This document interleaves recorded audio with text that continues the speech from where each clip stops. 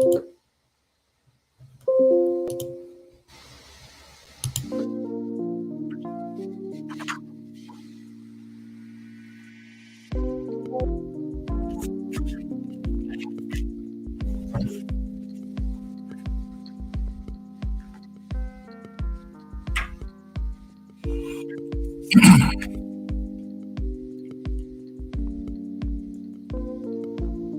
everybody. It's Dr. Rick dropping in on you. Hope everybody is getting your week off to a great start. It is Money Monday. Today, we're going to talk about the importance of understanding and recognizing the difference between an asset and a liability. And while that sounds simple and easy, uh, you'll be surprised at how many people confuse liabilities as assets, and I'll get into a very brief definition of that. It is clearly explained and laid out for you in the Path to Generational Wealth course. Before I get started, you've heard me say over and over again that if you don't have at least two independent streams of income that you use to hedge your primary source of income, that you are setting yourself up, number one, for a cataclysmic event should you lose your primary source of income, but you're also missing opportunities to hedge and protect and leverage it for the purpose of creating revenue to build wealth. You know that I created the 7-day online business launch course. And people ask, well, why should we, trust what you do? And you have to make up in your mind based off what you've seen me do, what you've seen me say, what you've been able to verify about the things I share with you. If you are a person who's diligent, when I tell you something, you go look it up, or you kind of see, can I see that reflected in what he's done? Well, the one thing you can do is say, okay, this guy's been online for 13 plus years. What you can say is that he has I've seen Master Fitness 21. I've seen Odyssey Media Group. I've seen the Visionetics Institute. I've seen what other ones? Myriad Business Solutions and others that I know he does. I know that he runs the Odyssey Project, and these are things that I can go online and look. I can literally research and see the work he's done. I know he's published 26 books. I know he's brought 47 companies to profitability. These are things I've done. I've literally sit up over the last 13 years and produced over 80+% of my revenue online. And so when I'm giving you this, I'm giving you the blueprint that I've used. And as I've grown and evolved and technology has evolved and grown and new tools have developed, I've changed to adapt to it. But it's the same principle and primary structure that I'm giving to you with all the new tools added to it, things that I didn't have when I started 13 plus years ago that are now present and gives that much more punch to your effort to sit up and create it. If you've ever dreamed of owning a business, now's the time to start. If you don't have at least two independent streams of income that you can use to hedge your primary source of income, whether that's working for someone else, your primary source of income, or if you've got your own business or whatever, you still need to be hedging it with multiple streams of income. And this is one way to do it online, leveraging the power of the internet, the power of social media, and the massive tools that come along with it. Look, so that's that. Now, here's the beautiful thing about it, and then we're going to move right into today's discussion. The beautiful thing is not only are you going to get the 7-day online business launch course, which pays for itself over and over again. If you create a business online and you're consistently earning money, you've paid for the course every time that you sell something or sell a number of things that equals the cost of the course. And that's the beauty of this thing. It pays for itself in a quantitative method. You can measure how much you are getting from your return on investment. But you're not going to just get that. You're going to get the $599 The Mind Unleashed course. The Mind Unleashed course, if you have any limiting beliefs blocking you, any paradigms that need shifting, all of this stuff falls under that category. You're going to get that. That's $599 course free. You're going to get the 6-month personalized success and growth plan, a plan designed specifically for you based on your personality, based on your DISC assessment, and based on how you answer 20 specific questions that I created for you. You're going to get that. But most of all, you're going to get the flagship program, the one that I spent 10 years of research and interviews building. The Path to Generational Wealth course is an 18-month course, regular price at $2,600. You'll also get that free today. The link is in the description box. When you click it, you're going to get a presentation that kind of explains everything. You can scroll through that presentation at any time. You can decide to sign up, but check it out. At least check it out. It's free to check out. Click the link and find out what's possible, because if you don't take action, you consistently sitting in the same space. So that's that. Look, sign up, get all the bonuses. So we're talking $3,200 in bonuses. So it's worth it. Look, here we go. One of the first things that I had to learn when I decided that I was going to learn about finance, long before I really understood the importance of structuring the way I did things for the back end, which is wealth building. The front end is still being able to manage and understand. And one of the biggest problems we have is we think anything of value is an asset, but not when it's costing us money or not when it's depreciating. There are several different things. I'm gonna give you a real simple way to identify an asset as opposed to a liability. Is there are a lot of people believing that their homes are assets. And while a home can become an asset normally under traditional means of purchase, it doesn't start out that way. And I explained that in a moment. But here we are. So an asset can be defined in one. It has to have three particular components. Two definitely. One is in some instances optional, but I use all three to define asset. Number one is it has to hold or appreciate in value. It can be used as collateral, and it's insurable. If you can't insure it, if it can't be used as collateral for a loan, and it doesn't hold or appreciate in value, it's not an asset. So is your home an asset? Your home becomes an asset when you build enough equity in it that your equity outweighs your debt. So in other words, when you own more of your home than the bank does, the home becomes an asset. It also becomes a protected asset in the sense that you own enough equity to pay off the debt if you have to. So then what you have to do is understand that your goal in building wealth is to acquire or accumulate assets. So you're looking for things that you can put your money in, which your money and what you earned is in itself an asset.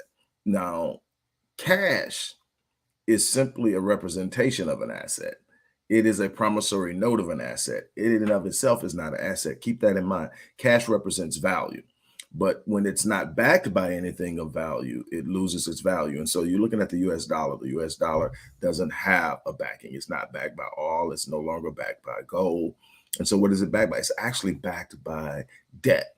The value of the dollar is is supported, abundant by consumer debt. So the more that you are convinced to spend beyond your means, the longer the dollar survives. The dollar right now, honestly, is on life support, because in order to keep up with the rapid growth of expenditures, Nixon decided to take the dollar off of the gold standard, meaning that we didn't have to have the gold to back the amount of money we printed.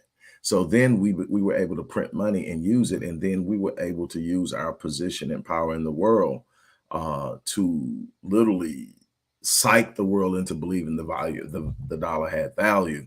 And there's a lot more behind it. I'm giving you the one-on-one version. So what happens is anything in finance, I can tell you now, you can inflate it for a while, you can give false readings for a while, but the market in every way possible finds a way to correct itself. And so what has happened with the dollar is inflation has ate it up because there's nothing to back it. And then when we go into these points and moments where we are not spending, the dollar suffers even more. So what do they need us to do? They need us to consistently go into debt. And what happens with the debt? They sell it. And speaking of homes, if you've ever purchased a home, you'll realize this whole debt selling game real quick, because you'll look up and the company that originally financed your home, your original mortgage, you'll get a booklet or a letter or something else, and you'll find out that someone has bought your paper. And what that simply means is the original mortgage company sold your paper, sold your loan to someone else. They got paid off a percentage of what they would have collected if they collected the loan over time. And this new mortgage company is willing to play the long game and collect payments over time, or hope that you are not able to make the payments and foreclose on the home. And the long game is what they want to play most of the time. There are some times when it's more beneficial not to, but most of the time they want to play the long game. So again, looking for things of value at whole. That's why you see wealthy people always at auctions buying art and collectibles. Are they going to put all that stuff on their walls in their homes and on their shelves and tables? Hell no. Most of that stuff is in a storage unit somewhere. You know what they do with it? Remember what an asset is. It appreciates in value, can be used as collateral, and it's insurable. What do? They buy it, they insure it. What they do is they buy it at an auction for what they hope to be a discounted price on its value. Then they have it appraised for a higher value. Then they have it insured for the appraised value. So they have an insured amount of money on something they paid less for. So they actually increased their wealth by simply purchasing something and insuring it. So then that is what you should be looking to do. And I'm not saying that, try to get off into art. What I'm saying is find things that appreciate in value, invest in them, insure them. And when you do see uh, a wealthy person and they've got these unbelievable car collections, George Foreman, Jay Leno, all of them have these unbelievable car collections. What they've done is they've hidden their wealth in their car collection, because all of those cars are going to be insured. They provide a sense of pleasure and enjoyment, but there are where my money is kept and insured. Something happens to those cars, I have an insurance policy on it. And so these are the way they protect it. And the crazy thing is, when I first learned about this, I didn't know what it was and didn't pick up on it, but it was interesting to me. And it was simply, and I've shared this before, it was simply watching Trading Places with Eddie Murphy, where they kidnap him. He was a bum on the street. They kidnap him to settle an argument about their two different philosophies. One is a person who believes your environment determines who you are. The other one believes you're born to be who you're going to be. And so what they did is they took Eddie Murphy out of his environment, put him in their environment to see if he would thrive, or would, he just simply be who he was. And when he wakes up, he's in their mansion and he starts stuffing stuff in his pockets and say, "You don't have to steal in it, it's all yours." And when he says it's all mine, so he picks up this expensive vase and he says, "So I can just throw this down and break it in it." And he throws it down, and one of the brothers says, "We paid $50,000 for that vase." And Eddie Murphy's eyes buck. And the other one said, "That's okay, we insured it for 70." They made $20,000 on that broken vase. Now, nobody's running around breaking that stuff and tearing it up. But what I'm trying to get you to understand is the way they think and the way you need to come to understand what a liability is versus a liability is going to cost you money. So when you first purchase a home, it's costing you money. There's nothing in it for you, but you are slowly purchasing a position where at some point it will become an asset for you, where you'll have more equity in your home than you have debt in your home, and it becomes an asset. Now, at any point in time, you can leverage whatever equity you have in your home to better position yourself, and sometimes that's necessary. You can have more debt than equity, but use your equity to put yourself in a position to generate revenue, or to purchase an asset that over time will generate revenue at a faster rate than what you're doing. So it's there, and that part of it can be considered in some way an asset, but I don't count it as an asset because they still hold the leverage power to literally take from you what you have paid for without you being able to do anything if you don't have income. Once you go over where you owe more than what is, I mean, you own more than what is owed, you can always leverage what you own to pay off what you owe. So then it does become an asset. It's yours. There's a way to always protect it. Unfortunately, most people don't understand it. But again, the idea is to identify things that are insurable, appreciate in value, and can be used as collateral for a loan. Um, and it doesn't mean you go out and you get loans on all this stuff. What it means is that's just a simple way to identify something of value. Is if they're willing to give you a loan on it, they're saying they trust it will hold its value based on the amount of the loan they give you.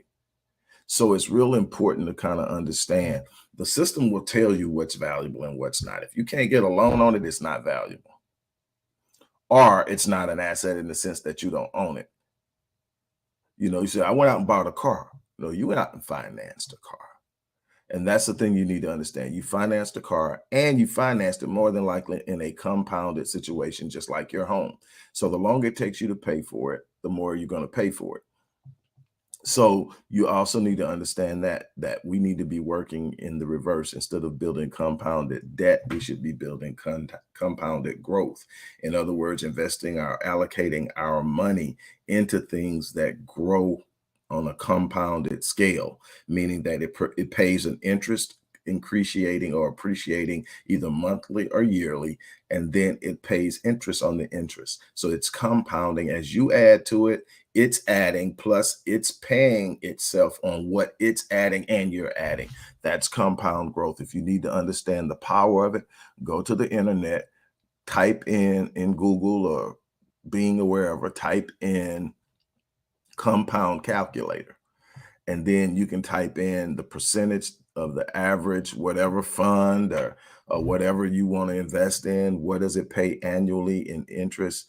I like passively managed mutual funds, index funds like the S&P, Vanguard, 8.2 to 10% consistently. There are some up and down years, but if you look over the last several decades, bam, it's consistently 10%. So you put 10% in and you can put the number of years that you're going to pay in it and let it build and how much you're going to put in it monthly. And it'll tell you exactly what you're going to make in 10 years, 15 years, 20 years, 30 years on down the line. If you add that amount of money and it stays at that percentage, you can get an idea of how wealth has grown. Warren Buffett says that's the reason he's where he's at, is that one mechanism.